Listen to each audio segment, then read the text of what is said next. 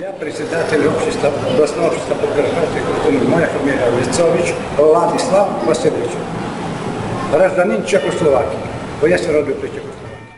А скажіть, будь ласка, чи допомагає вам у ваших оцих таких починаннях народний депутат від Закарпаття Віктор Іванович Балога? Вам казав, Чи ви зверталися до нього? я не буду казати, що не допомагають, але не ось так дуже допомогти. Буває так, що коли маєте. Що таке питання? Зранку була інформація на сайті правого сектору Закарпаття, що до вашої акції приєднаються представники сексуальних меншинств. Ви щось про це знаєте? Які сексуальні? Нетрадиційної сексуальної орієнтації. Та я такої ніде ще й не чув. А це вони на провокацію роблять. Хоча про них не маємо тільки нічого. Їх вичі так не ужене.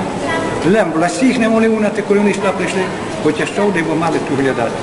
І це розробляти. Проти нього вони в мене були тут. Так. Прекрасно ж ми з ними зустрічали вже за 3 місяці, 4. Міліція патрульна узнала. Я кажу, за Україну, в складі Україну. Так ми плескали, що вони десь чують 20. І ми вас вважаємо, за нас не пишуть, хоч що, бо ми проти них. Ніч немає.